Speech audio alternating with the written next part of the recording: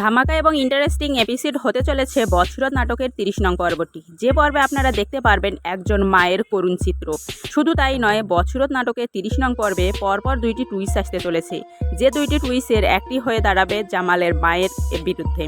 শুধু তাই নয়, জামালকে গুম করার পিছনে যে জামালের মায়েরও হাত আছে সে কথাটাও প্রকাশ পাবে এই ৩০ নং এপিসোডে। রোমানকে বাঁচাতে গিয়ে রোমানের মা যে জামালের বিরুদ্ধে এমন পদক্ষেপ নিতে পারে তা কখনো কল্পনারও ছিল না, কিন্তু এখন যেন সে রোমানই বিপদে পড়তে যাচ্ছে।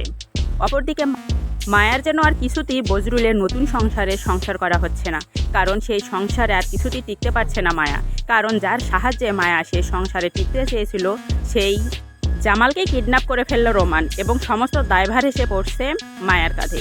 শুধু তাই নয়, রোমান এবং রোমানের মা এমন নিখুঁতভাবে কাজটা করেছে যে সমস্ত দায়ভার মরিয়মই চাপিয়ে দিচ্ছে মায়ের কাঁধে।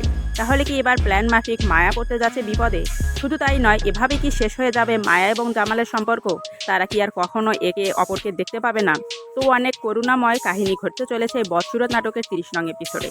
জামাল কখনো কল্পনাও করতে পারেনি যে চেয়ারম্যানকে সে বাপ সমতুল্য ভাবত, সে চেয়ারম্যানই তার ভাইয়ের সঙ্গে মিশে তার এত বড় ক্ষতি করতে পারে। শুধু তাই নয়, টাকা এবং স্বার্থসিদ্ধির কারণে সে চেয়ারম্যান যে এতটা নিচু নামতে পারে তা কখনো কল্পনাও করতে পারেনি জামাল। অপরদিকে মায়া, সে যেন হাসি মুখে চির বিদায় নিতে যাচ্ছে তার পরিবার থেকে। তাহলে কি এভাবেই ভেঙে যাবে দুটি পরিবার, নাকি শেষ চেষ্টা পর্যন্ত রুখে দাঁড়াবে মায়া? জামালকে নয়, এবার নিজেই রুখে দাঁড়াবে মায়া নিজের সংসার বজায় রাখার জন্য। কারণ যার ওপর এতদিন নির্ভর করেছিল যে জামালের ওপর, সে জামালই তো আজ নিখোঁজ। তাহলে কি নিজের সংসার রক্ষার জন্য এবার মায়াকেই রুখে দাঁড়াতে হবে? অনেক গুরুত্বপূর্ণ একটা টুইস্ট সামনে আনতে চলেছে মায়া, যা মিস করলে আপনিও চরম মিস করে যাবেন। তো চলুন সে টুইস্টটি জেনে আসি।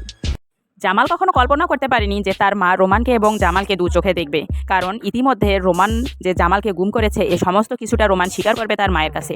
কিন্তু এরপরও যেন রোমানের মা কোনো ন্যায় বিচার করবে না জামালের প্রতি। শুধু তাই নয়, তার মুখ থেকে এটাও বেরিয়ে আসবে না যে এই কঠিন অপরাধটা রোমান করেছে। শুধু তাই নয়, যখন রোমানের মা এটা দেখবে যে মিথ্যা অপবাদে মরিয়ম দোষারোপ করছে মায়াকে, তখনও যেন তিনি চুপ করে থাকবেন। তার বিবেকে কখনো এটা বাঁধবে না যে নিরীহ একজন মায়া, যে কিনা স্বামীর সংসারেও টিকতে পারেনি জামালের ঘরে, সে একটা নতুন সংসারে গিয়েছে, সেখানেও যেন কিছুতেই টিকতে পারবে না এই মিথ্যা অপবাদ নিয়ে।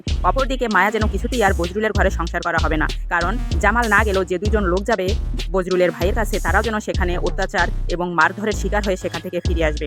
তাহলে কি এভাবেই পরপর স্বামীর সংসার থেকে বঞ্চিত হবে মায়া? সে কি আর কখনো রুখে দাঁড়াবে না নিজের পায়ে? সে কি আর কখনই সবার সঙ্গে মিশে স্বামীর সংসার করতে পারবে না? তাহলে কি ঘটবে এই মায়ার জীবনে? কি করবে এবার মায়া? সে কি এভাবেই নিস্তব্ধ হয়ে মামির সংসারে চলে আসবে? তো অনেক পরপর টুইস্ট আসতে চলেছে বছরত নাটকের এই ৩০ নং পর্বে, যা না দেখলে আপনি আমি সবাই মিস করে যাব।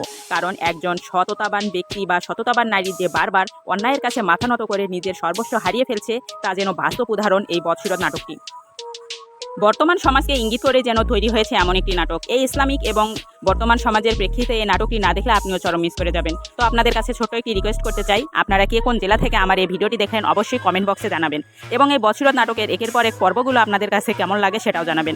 তো আপনাদের কাছে ছোট্ট একটি রিকোয়েস্ট করি, যারা 1 থেকে 29 নং এপিসোডগুলো এখনও দেখেন নাই তারা অলরেডি দেখে নিতে পারেন ইগল ইসলামিক নাটক চ্যানেল থেকে, কারণ সেই চ্যানেলেই একের পর এক এপিসোডগুলো দেওয়া আছে।